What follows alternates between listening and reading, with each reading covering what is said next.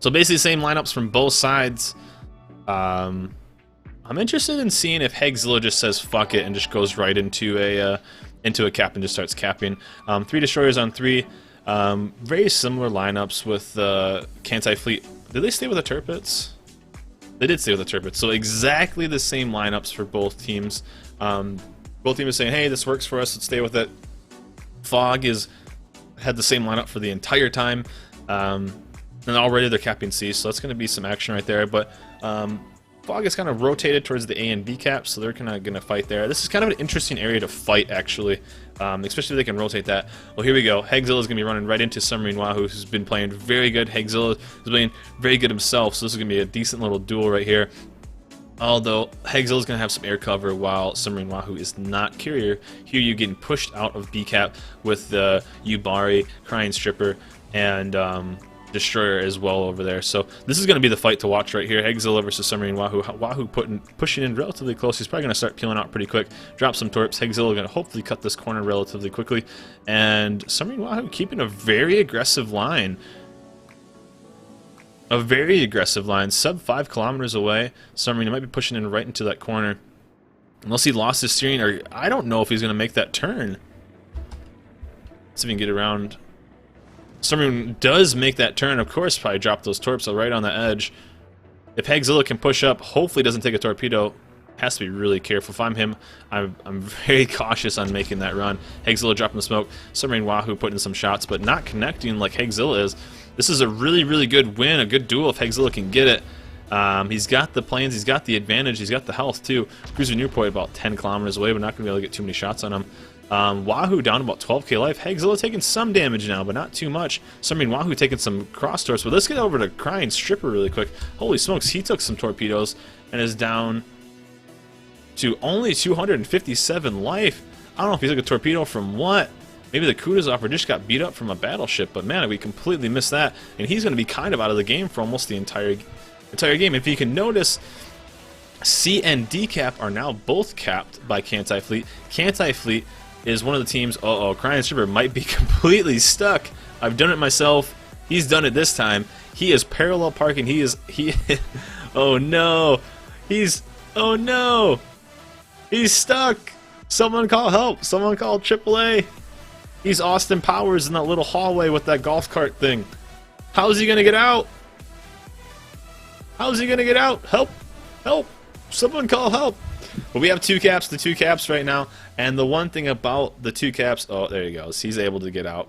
5-point turn. The one thing is Crying Stripper is so low, if he is even spotted or takes a 1,000-pound bomb to the head, he's most likely going to die no matter what, even if he gets spotted. Cruiser Toggle pushing relatively aggressively into B cap as well, holding topside. The one thing about the caps that Kantai Fleet does control is they are the ones that are so far away from the action, and all the actions between A and B cap, the two that Fog controls. So the thing is, if Kantai Fleet can push these other caps and get aggressive and maybe stop the cap on B, or maybe even take the cap on B or A cap, they're then a 3-to-1. The thing is, Crying Stripper, I wouldn't be... I guess he has to stay close to all his cruisers now. He's so low on life, he can't take one shot. And looks like Fleet Admiral is just saying, I don't care, I'm going right in. I have my North Carolina, I'm making my push. And he's going for the win right now. He's taking cross shots from Cruiser. He's taking cross shots from the two Kutuzovs right now. Cruiser Magi's coming up, and Cruiser Magi's been playing out of his mind. Looks like he's been taking at least one torpedo, probably two right there. And the thing is, he just repaired. Maybe he'll get it on that cooldown. If he does take torp damage or flooding damage, he's going to be pretty low on life. Big shot in from Quincy. That's only 12k away. Fleet Admiral maybe pushed up a bit too far. Montana going to hopefully start taking some damage for him. Moving up. They're doing a really good job at maybe switching some tanks, but Fleet Admiral's pretty dang low. Let's go back. Kongu's taking some damage. Down to about 2k life. They may be dropping a battleship pretty quick. In comes the shots. Down he goes just like that down a battleship. You got to think. One shot and a Crying Stripper's dead too. Cruiser Yubari down very low as well. Being the one cruiser they have. We haven't even seen really the cruisers, the Kutuzovs, even taking any damage. Newport, maybe their lowest ship besides the destroyers, on at 45k life. He's on fire now, but what else are they going to do? Congo kind of rolling towards A cap. The one thing I'm nervous about is we haven't seen the destroyer that has cap C and D. we could be seeing an epic flank right here from one of the enemies. Who have we seen? We've seen submarine. I don't know if we've seen carrier. The destroyer that capped, he did lose a turret as well. He is down to 3 turrets. Still very deadly for the Kutuzov, but only about 75% of its power. Still able to pump out insane damage, but we have not seen the destroyer that has capped C and D yet, to my knowledge.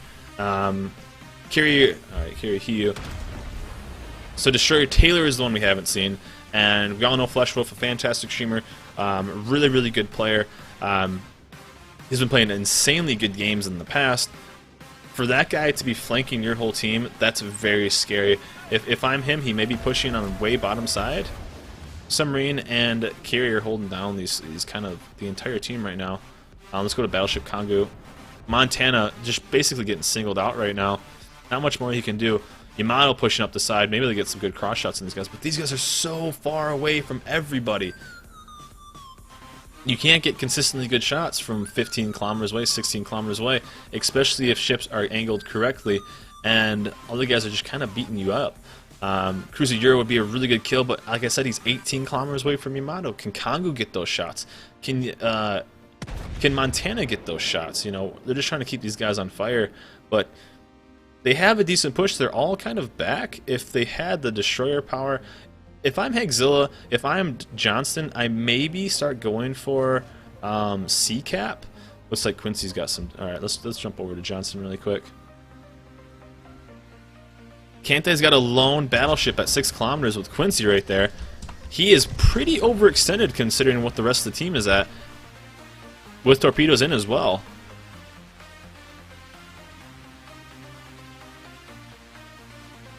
And it's cool to see Crying Stripper not being super scared of still pushing up with his low life.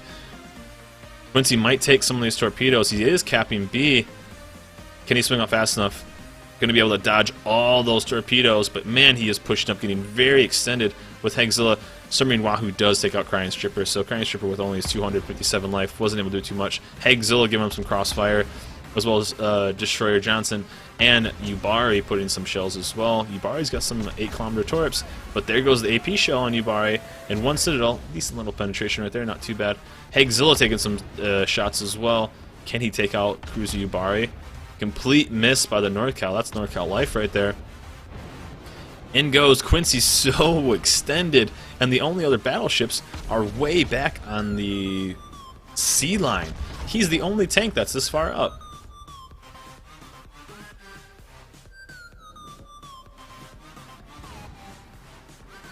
Yubari hopefully can put some torps on this guy and getting out of the situation without dying. That would be a really good trade, at least, taking on a battleship for a cruiser.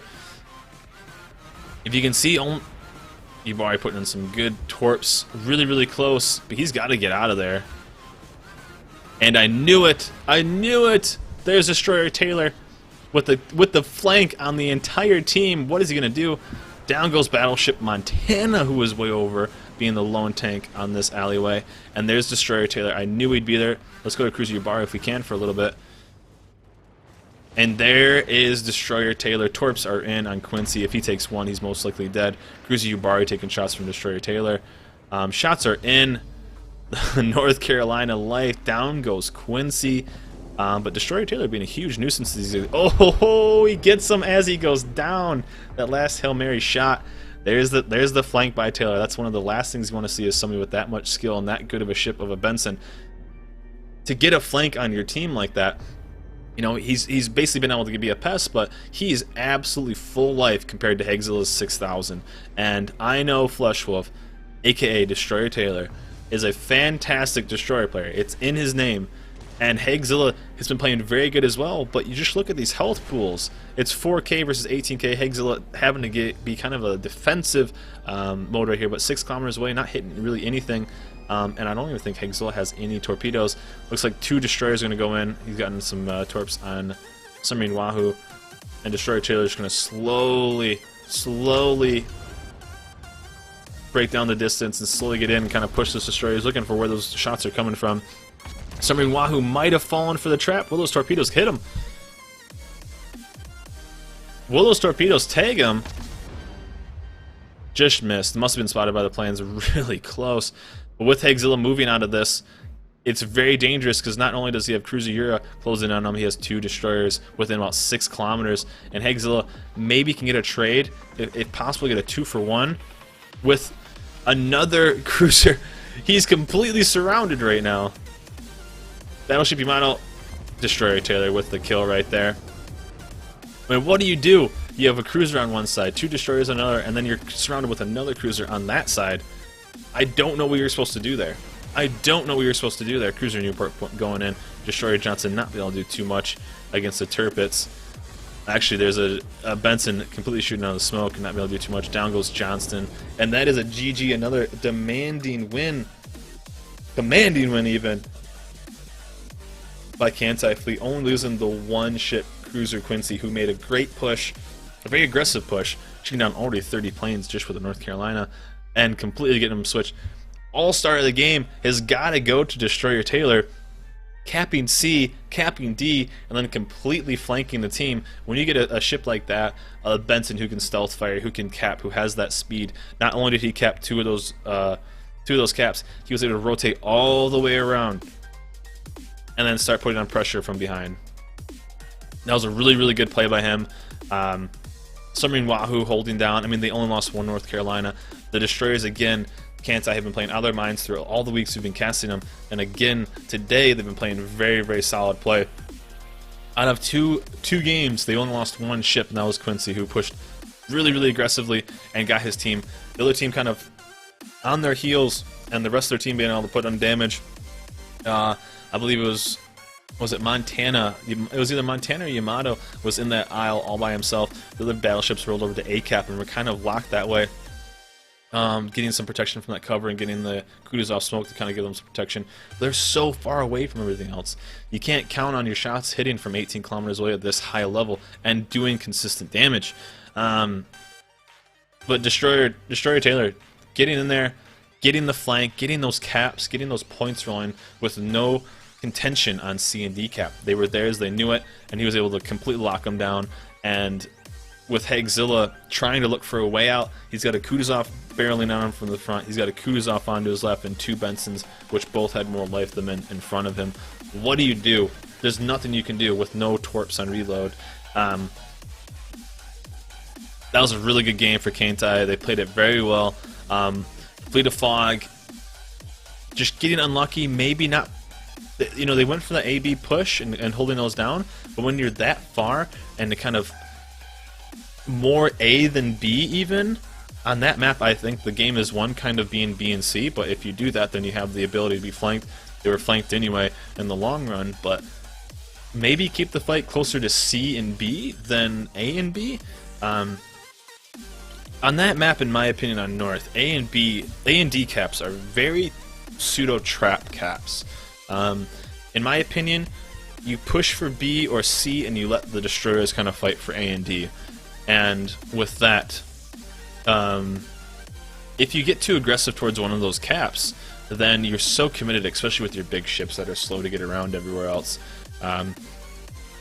With locking those down, C and D, and then being able to push and be aggressive on B cap, that gives such a big advantage to Kantai, and then getting the flank from Destroyer Taylor to kind of seal the deal almost.